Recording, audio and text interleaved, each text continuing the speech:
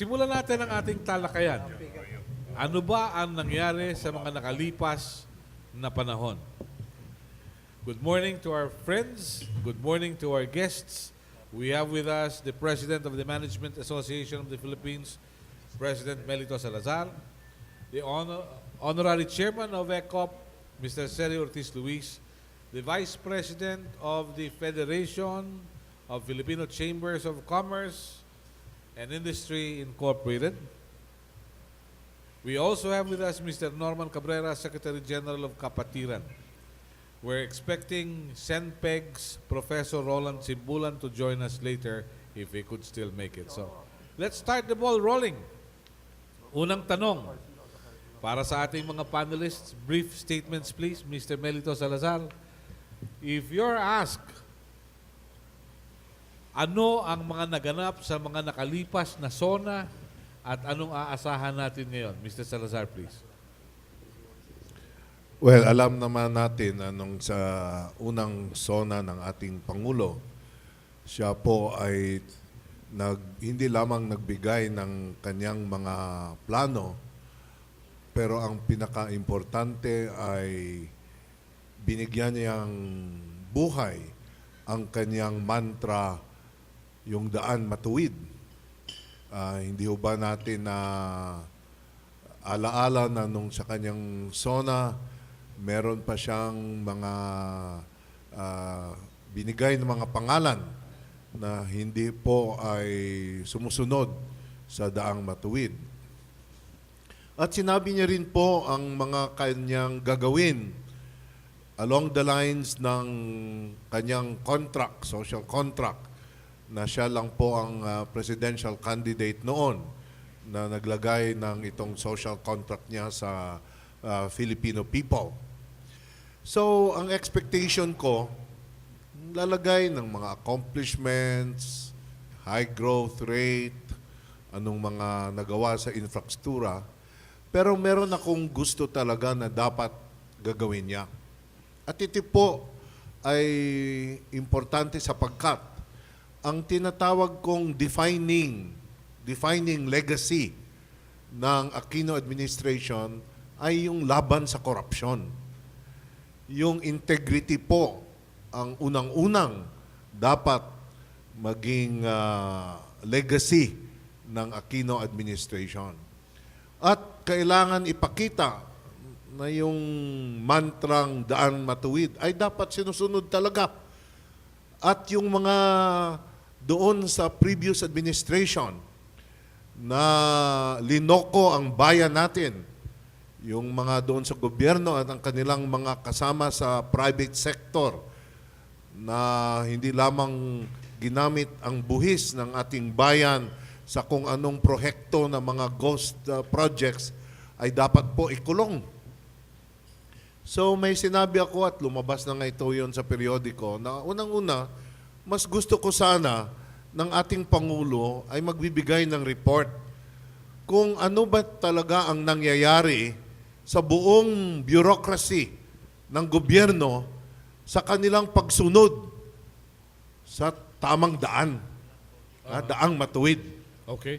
Nakikita ba yung sintomas ng daang matuwid, Mr. Salazar? Yun nga ang kailangan malaman ko. Nakikita ko sa Department of Public Works and Highways kasi nag-meeting kami ni Secretary Baby Singson at sinabi niya sa amin, unang-una, medyo na-delayed kaunti yung mga prohekto sapagkat kanila po ay tiningnan mabuti yung mga kontrata at ni-reorganize niyang kanyang departamento upang maayos at mawala yung corruption. Pero ang tanong ko, sa lahat po ba ng mga departamento, nangyayari po ba ito?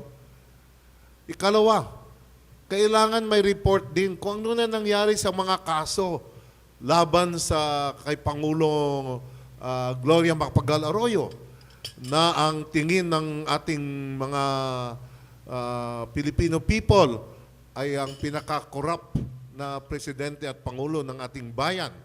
At ano nang nangyari hindi lamang sa kanya, kundi sa mga kasama na nag-profit sa kanyang administrasyon. Yumaman. Yumaman po sila. kasi hindi din sila sumunod sa daang matuwid. At hindi ko lang po sinasabi yung sa public sector, dapat sa private sector din po. Kasi kung kami sa negosyo, kami palagi nagsasabi, kailangan ang gobyerno ganito, mag-follow ng hustong paraan, dapat kami din po sa private sector ay gagawin din namin ganyan. Kasi kung hindi, parang hipokrito lang kami eh. Nagsasabi masamang gobyerno tapos hindi namin tinitingnan yung sarili namin at ang mga deals ginagawa namin. At lastly po, sana naman nakikita na natin may economic growth. Madami naman nagsabi, oo, merong ang growth. Pero ito po ba inclusive? Sino ho nakikinabang? Kaunti lang ba o madaming mga mamayan ang Filipino people nakikinabang? Ito po sana ang gusto ko marinig sa SONA ng Presidente mamayang hapon, pero palagay ko po baka hindi. Okay. Hindi sasabihin yun. All right. Thank you, Mr. Salazar. Vice President Henry Lim of the Federation of Filipino-Chinese Chambers of Commerce and Industry Incorporated. Kayo raw pong mga Chino, sabi ni Presidente, hindi kayo nagbabayad ng buwis. Ano ho ba talaga katotohanan doon in the first place? Alam mo, ang Federation of Filipino-Chinese Chamber of Commerce, it's an umbrella federation. No? Under our umbrella, we have around 170 organizations under us. And we have chapters nationwide. We have industries organization under us. Mga steel industry, mga bakal, plastic, paper, lumber, lahat. All of the mga industries na ano. And I think if you look at all the members, I think we should be the one that paying the most amount of taxes, compared to other organizations. Although dito malaki din ang PCCI, whatever, but humility aside, mga Chinois natin dito sa sa Pilipinas. Alam mo, even the big group, the SM group is also one of our senior advisor, di ba? Si Andrew Tan ng Mega World, Metrobank, all of those are part of the federation.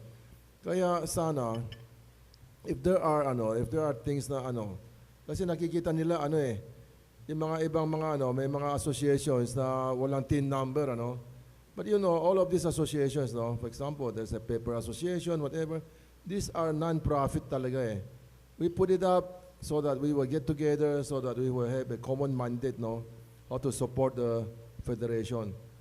Ang mga members nito puro labas ang pera yun walang profit yun kaya at that time it doesn't really come to our mind that we should get a TIN number talaga, di ba? But no, as they say, we will be glad to comply with that one. But it's not meaning to say na hindi kayo na kuha ng TIN number kayo, hindi kayo nakbabayad ng buwis. Kasi itong mga association na ito, hindi naman kumikita ito so these are the things that we would like to clarify to the public.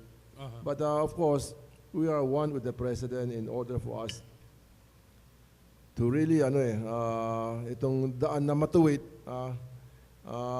para alam mo sad to say kasi itong daan na matuwid medyo mahirap din kasi paano over the number of years mga corruption, mga whatever, 3 taon is not enough for us to to change all of these things I do not know even if 6 years will be enough, but at least may nasimulan na ngayon and we are all in one to support itong daan na matuwid. So what do you expect the President would say this afternoon? I think the President has at that time when napunta diyan sa sa itong anniversary natin o yung mga bayanan convention namin, talaga sinabi na kayo marami na hindi nakbabayad ang buwis, mga ganito. So it has become a really news we are being roasted in the public na hindi kami but the President has really mellowed down. When we have our induction ceremony in Malacanang, actually he was even congratulating our members for helping the government. For example, yung mga barrio school building namin, we have built more than 5,000 barrio schools already. And then we are pledging another 400 barrio school this time. And then even my disaster, I just came back from Cagayan de Oro. We put up 300 houses in Cagayan de Oro, no, because of the bagyo noon, ano. It was accomplished in time. In fact, mas maaga pa kami natapos ang ano namin kaysa mga nasa public sector. Even the school building, I have to tell you that even the senators, especially dating Senate President, maybe bagong Senate President pa rin natin ngayon, si Frank Drilon, he has donated his past pork barrel for the Federation to build schoolhouses. Ito ang talagang daan na matuwid. Kasi many years ago, when he was a Senate President, he inaugurated mga 4 na school building, no, dyan sa hometown niya sa Iloilo. 2 of them were built by the Federation, 2 of them were built by DPWH. Nung nakita niya, maganda itong tinanong ng Federation, nung tinanong niya, makano bang ginastos niyo dito? Aba, ang presyo namin is only mga 35% of what the DPWH is Really? So, sabi niya, mas maganda pa ito, mas mura pa ito. So, sabi ni Senator Drilon, there is something seriously wrong with what we are doing, So, simula noon, lahat ng mga countrywide development, mga pork barrel niya, binibigyan na sa Federation. Because he said, I can build double the school building, no, with the same amount of money. But then again, ang Federation, when we build school building, gano'n naman kami, non-profit talaga kami. Hindi kami kumikita. Hindi kagaya ng gobyerno, kailangan, may ban ka pa, dadaan ka pa sa kung anong, marami yun Okay. Kaya talaga tapos sometimes yung mga ibang members namin, mga chapter namin taga dyan, may kulang graba, nakdonate para silang graba, ganon-ganon. Kaya talaga, murang namin. But of course, indifference disparity, medyo malaki pa rin. I know that this year, medyo bumaba na ang cost ng school building that the public sector is paying for that one. And we are glad that we are part of... Okay. Short reaction from Bimbo. Yes, I just want to, gusto ko lang sana, yung tanong po ninyo, bakit hindi babayad ng buwis, no? Alam po ninyo, ang Management Association of the Philippines, dalawang beses na kami nag-meeting kay Secretary Purisima at kay BIR Commissioner Kim Hinares. Malit lang na grupo po. Pero yung isang bagay na sinabi namin sa kanila, at ito po dapat siguro malaman ng publiko, madami tayong mga negosyante na yung kanilang mga investments hindi lamang sa kanilang negosyo, factory o store, pero meron silang mga investments sa stock market, may investment sila sa nakalagay lang sa mga bangko. At meron yung tinatawag na final tax. Pag final tax po yan, kung nasa stock market ka, bumili ka, nagbenta ka, nakagain ka, may tax na yan eh. Hindi na kailangan i-report yan sa ITR mo. So, minsan sasabihin ng tao, bakit ang liit ng kanyang ITR pero medyo madaming pera siya? Pero kasi ganyan ang nangyari eh. Nabayaran mo na, may final tax na. No? Ikalawa, gusto ko rin i-put on record yung admirasyon ko po sa Federation of Filipino-Chinese Chambers of Commerce. Kasi po nakikita ko sa itong organisasyon, yung mga officers nila hindi nakikinabang eh. Bigay na bigay. Alam mo, mahirap maging officer dyan sa kanila. Palaging donate kayo.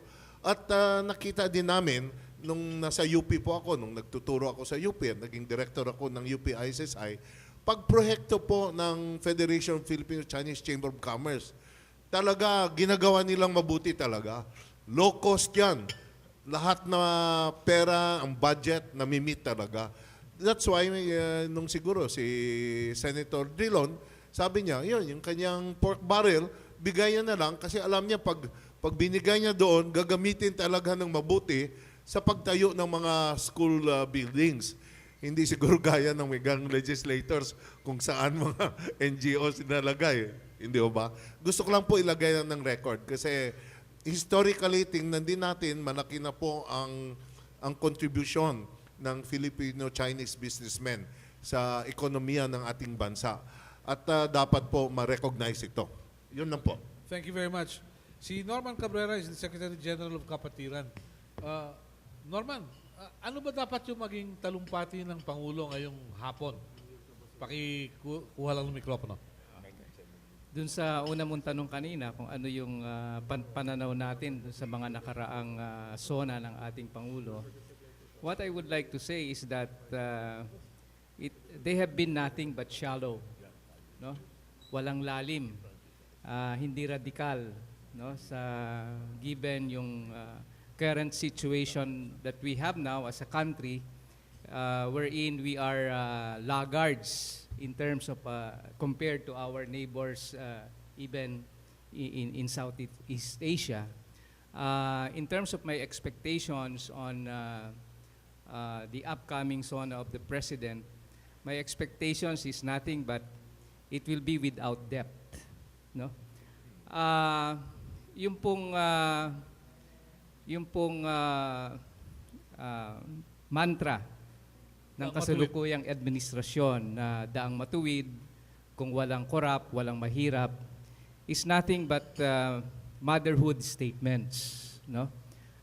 Hindi ito na iba sa mantra ng nakaraang administrasyon under President Gloria Macapagal Arroyo, yung Strong Republic, no? Doon naman sa nakaraang administrasyon ni Pangulong Joseph Estrada, walang kamag-anak, walang kaklase, walang kaibigan. These are all motherhood statements. And I would like to follow through on what Mr. Salazar mentioned, that one of the key aspects that we need to address in governance is yung rampant corruption, no? Sa bawat piso po ng ating budget, sa bawat piso, the way I understand it, 30 centavos dyan ay automatically allocated for debt repayment, no? That leaves us with 70 centavos. Doon naman sa 70 centavos, 40 centavos dyan or 40% of the national budget is lost to corruption, no? So, ang nalalabi sa atin para gastusin talaga na pumunta sa pampublikong serbisyo ay 30 centimos. Ganyan po kalaki ang kalagahan na mabigyan nating pansin ang corruption sa ating bansa. What I would expect from the president, though, if he is really sincere on his mantra, is to match this with good legislation, no? Because it is in good legislation that we have good economics, no? And bad legislation follows bad economics, no? Sa punto pong ito, napakahalaga upang ma-address natin head-on ang corruption, ang apat na mahalagang legislative agenda, no? One of which is the passage of freedom of information.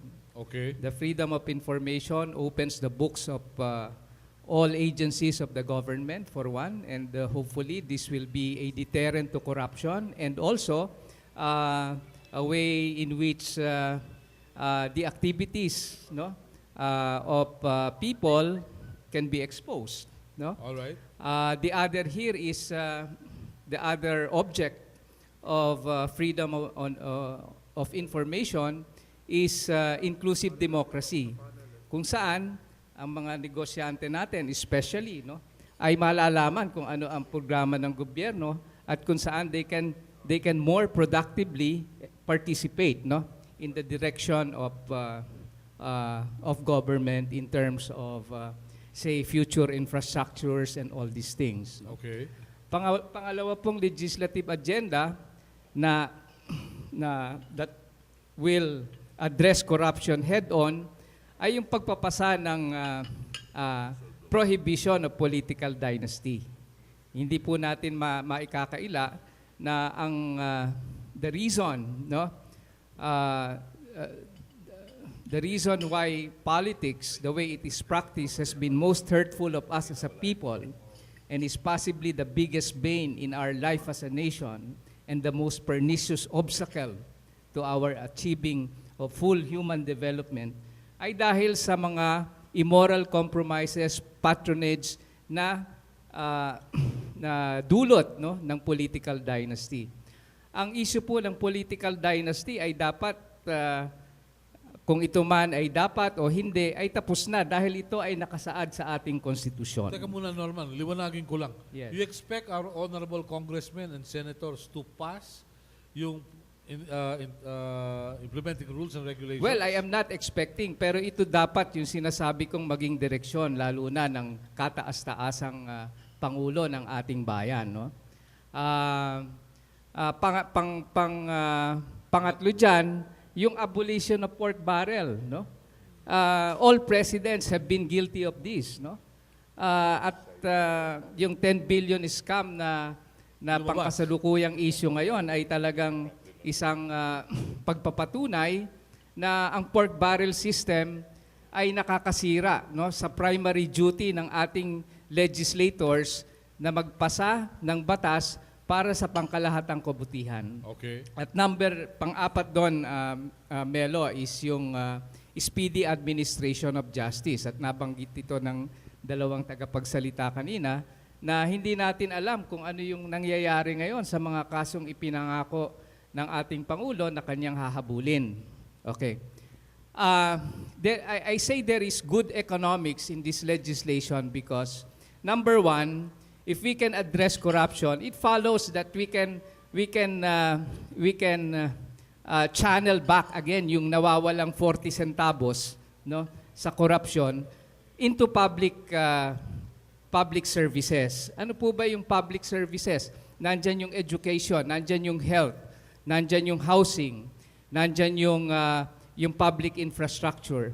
The reason why we are short in our education goals is because of lack of classrooms and lack of teachers.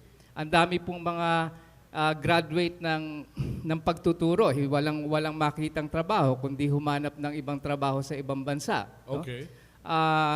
Sa issue ng hustisya, no? The reason why we have so much backlog of cases is because kulang ang judges, kulang ang courts, no? It's immediately we can have more funds to address these needed public services, no? Ngayon, kung ito po ay mapapatupad natin, ang isang magiging resulta nito is the creation of a more conducive climate for business. Andito po yung ating mga negosyante. I stand that it is not government's role, no, to provide jobs. Ito po ay role ng mga private business. Okay. No? So, dahil sa corruption, walang pumapasok na foreign investments. Ang ating namang mga negosyante ay hindi ibinibigay ng todo ang kanilang maaaring ibigay, no, para makakreate ng negosyo.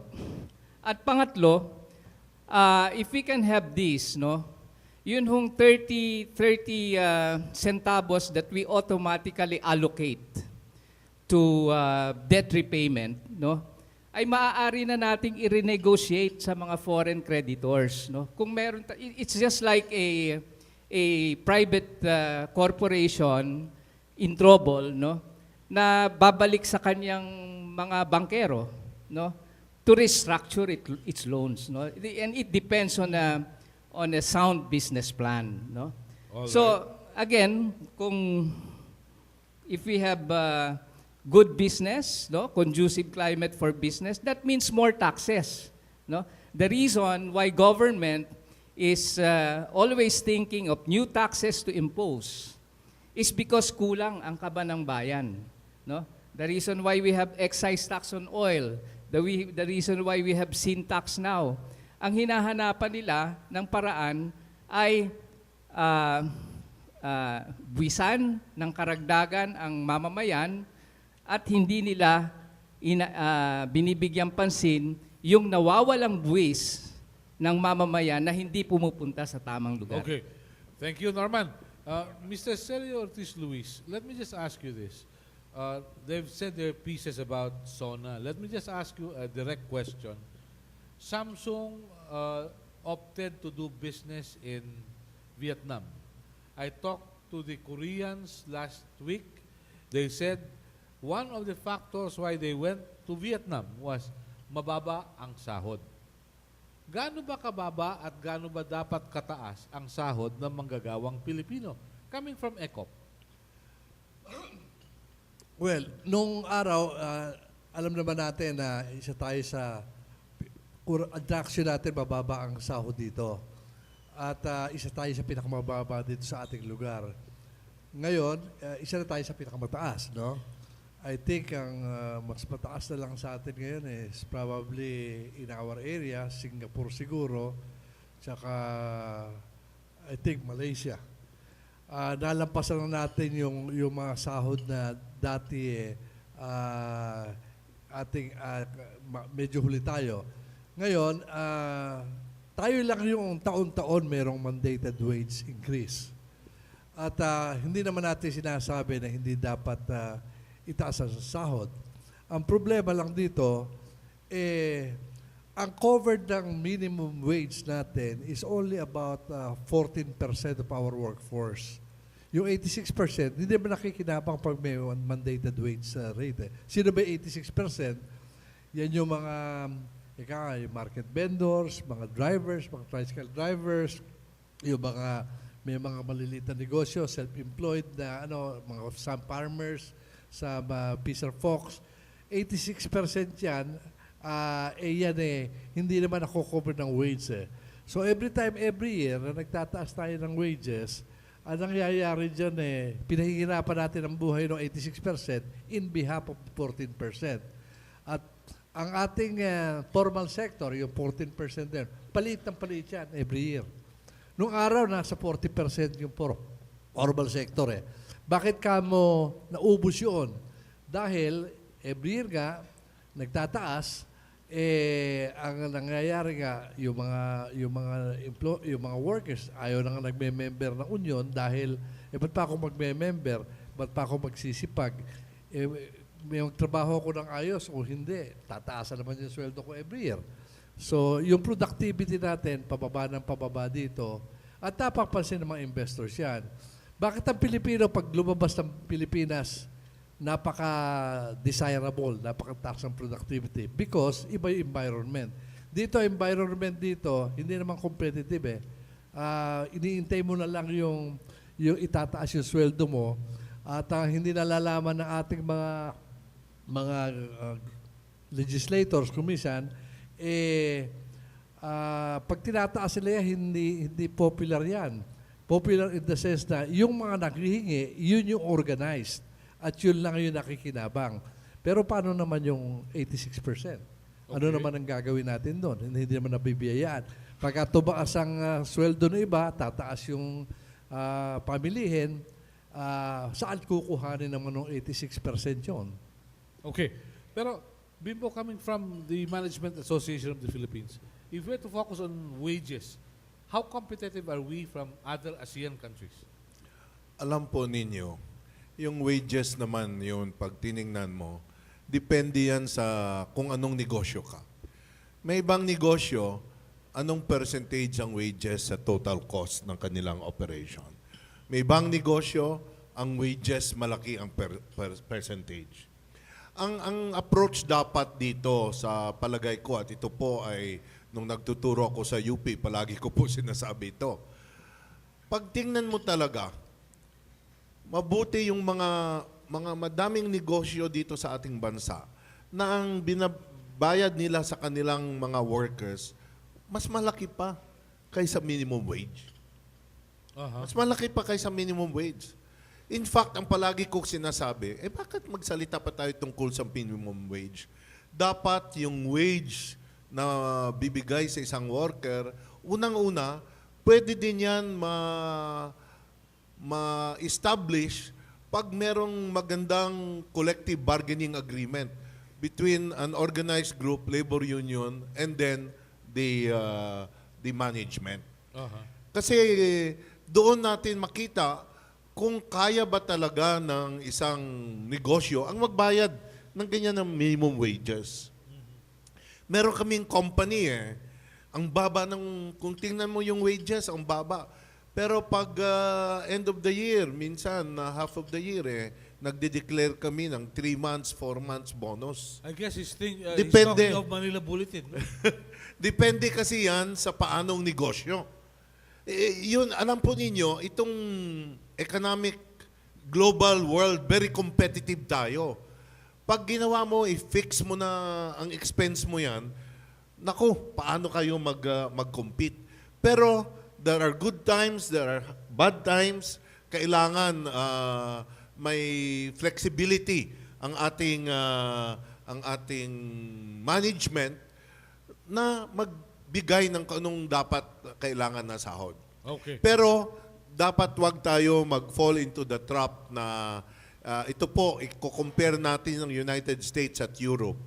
Ang titingnan natin yung difference between the highest pay of an executive and what a worker gets.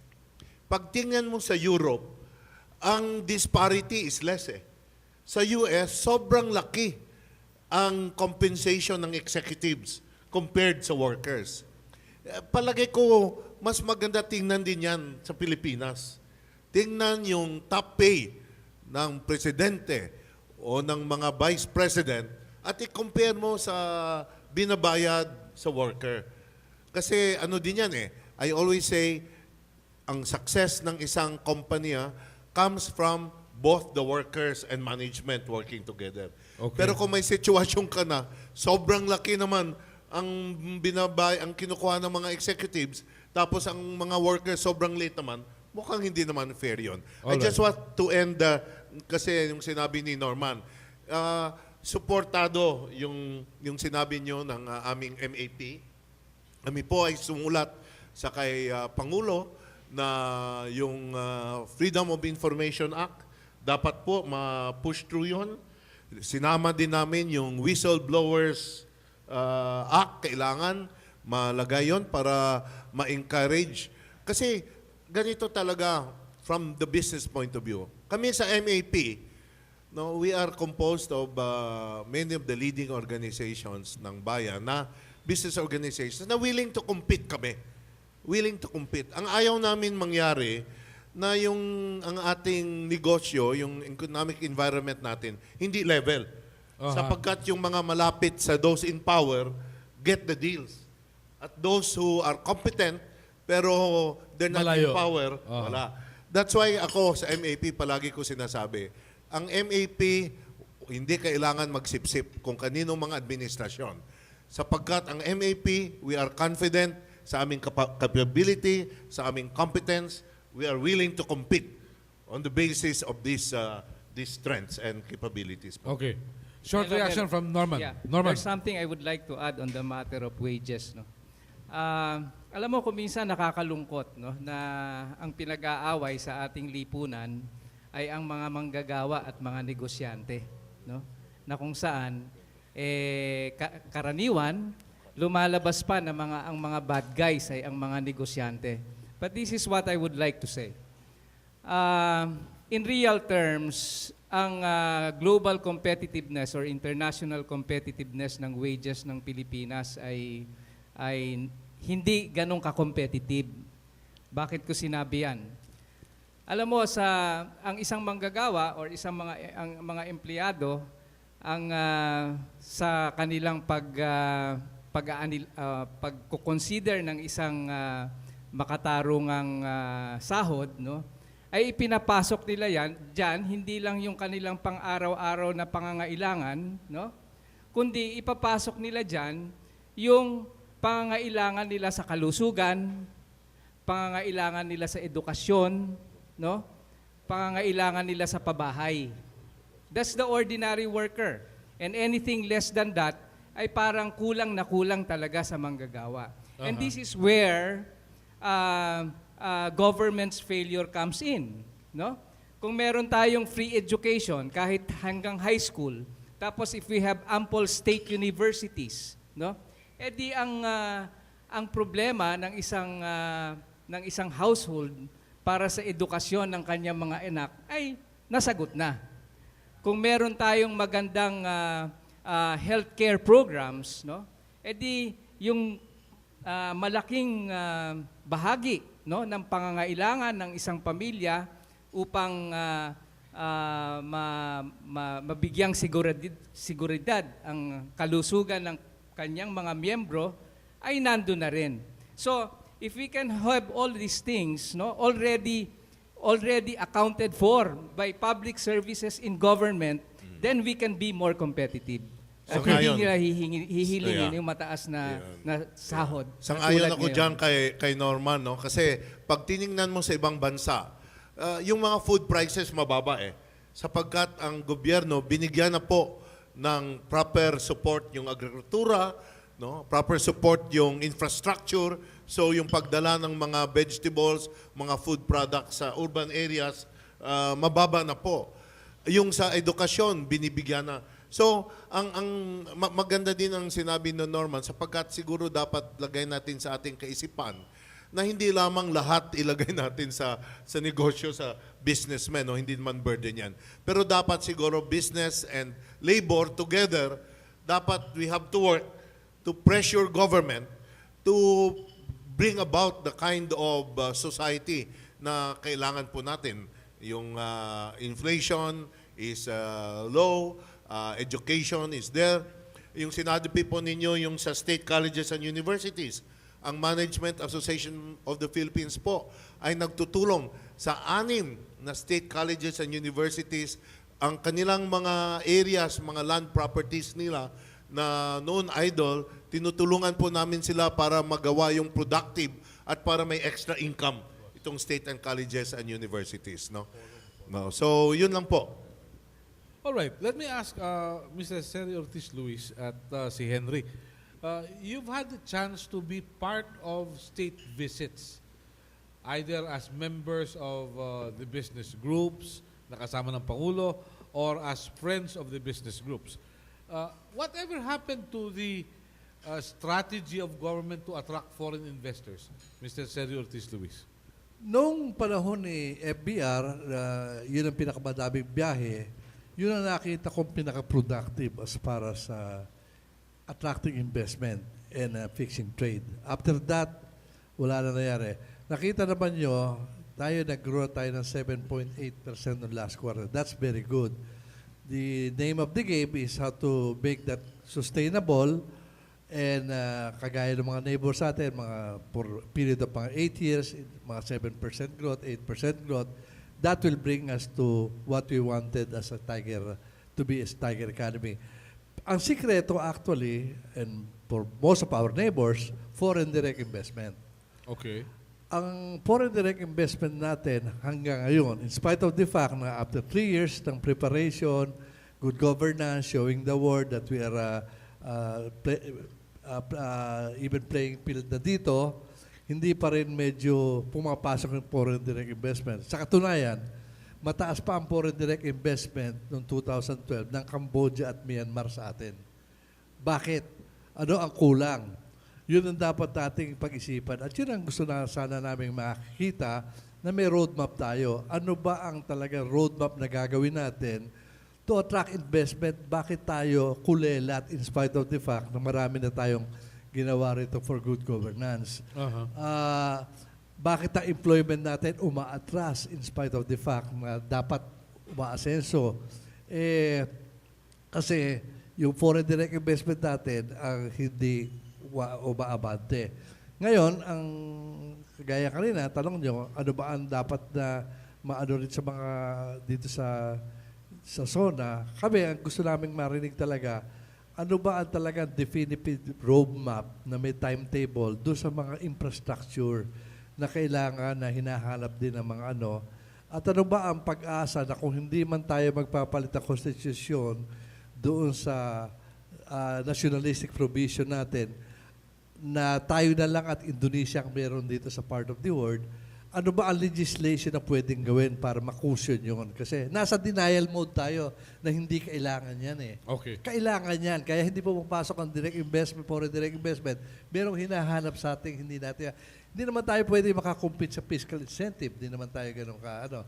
So ano yung kailangan ibigay natin? Hindi na ganun ka-attractive yung labor force natin. Hindi productive tayo ngayon sa labor. Hindi na tayo masyadong, meron tayo mga industries na kailangan ayusin natin. So, kailangan i-address dito ano ba ang kulang doon sa formula natin at gawin natin maliwanag para tayo maka-attract na foreign investment. At the end of the day, maka-create ng jobs. All right. Henry, you and I were witnesses to the signing of agreements between Filipino and Chinese businessmen. Whatever happened to this during the state visit of President Aquino in 2011? Ito ba nag-take off o wala na? Hindi, alam mo, itong mga investment will come in, if we have a very conducive investment atmosphere. Pag hindi conducive yan, kahit na anong klaseng attraction mong dyan, hindi rin of course, one of them is peace and order, no? Another one is that talagang there should be really also peace in the labor sector also. Alam mo, we have a very high literacy. That is why I think the government should really take a look, no? Itong dalawang ASS natin, we have around 8 million OFW, workers, sending back more than 20 to 25 billion US dollar a year. We have very robust call center industry, mga BPO, business process outsourcing, which are bringing in again another almost 10 billion US dollar a year. Ano ba nangyari dito, no? Of course, this is because of our high literacy rate. And of course, I think the education will really help us that. Do you know right now, even China, China, they are really looking for Filipino mates, Alam mo, sa Hong Kong, pwede sila eh.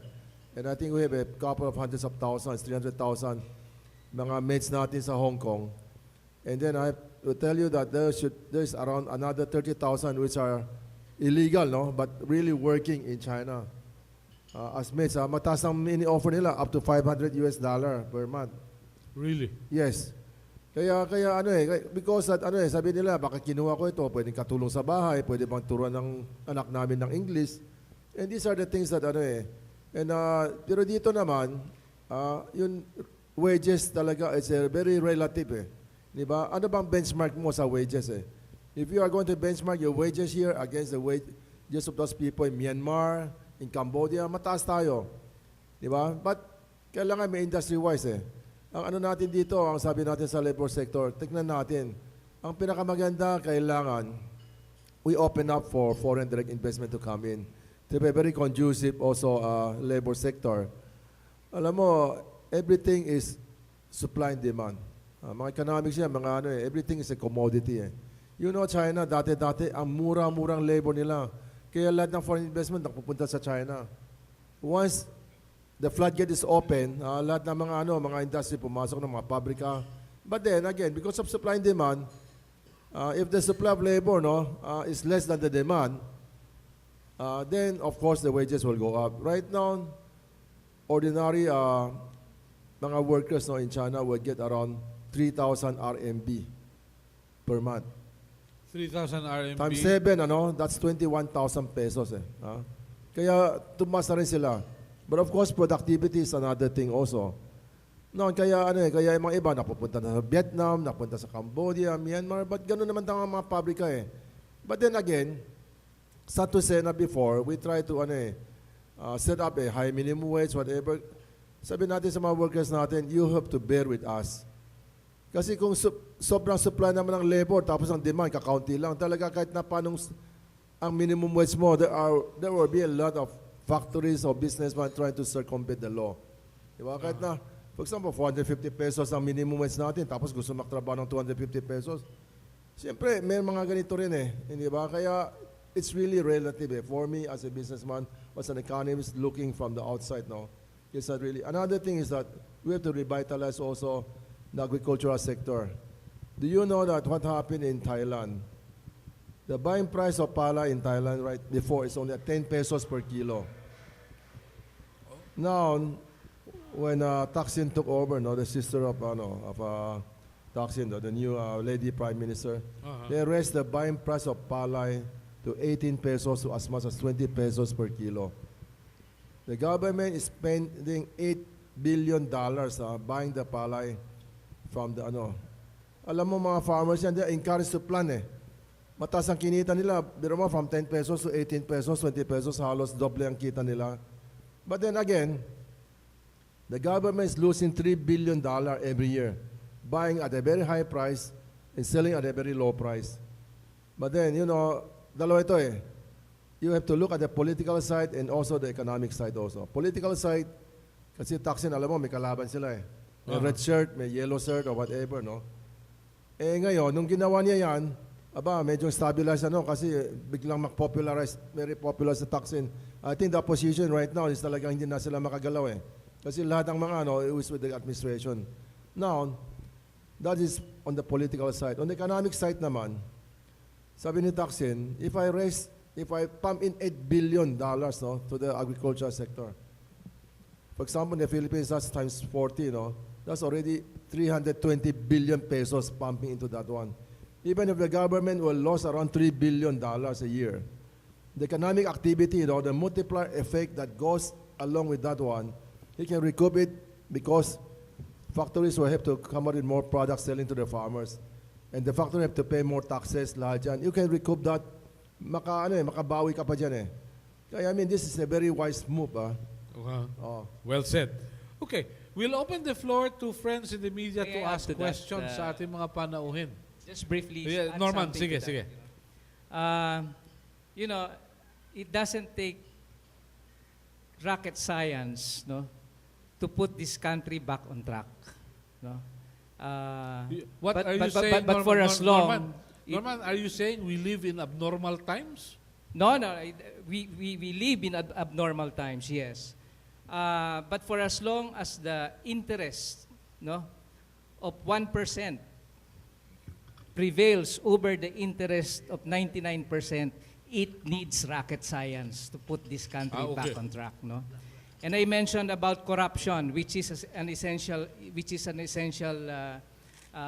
aspect that we need to address. Ang sinabi ko, 4 na legislative agenda lamang para ma-arrest natin ang corruption sa ating bansa, And on the subject of why we don't have the kind of foreign direct investment that we should be getting. Alam mo, ang Pilipinas with its 100 million population can be a standalone economy. Napakalaking merkado ng Pilipinas. It's all a matter of giving a majority of our people, providing them with the spending power. Diba? And if they have spending power, then ang mga local na kumpanya natin ay lalago. Diba? Pero one of the things that we also need to address beyond legislation is the peace and order situation of our country, the sad state of peace and order in our country. That is why foreigners are not coming into this country. Again, kailangan ba ng rocket science upang mabigyan lunas natin ang napakalungkot na kalagayan ng ating kapayapaan? Hindi. It takes simple legislation. Yung pong advokasya ng kapatiran tungkol dyan ay ipagbawal ang pagdadala ng baril sa labas ng tahanan. This is similar to the gun ban during election period. 5 bagay ang maa-address ng napakasimple at praktikal na batas na yan.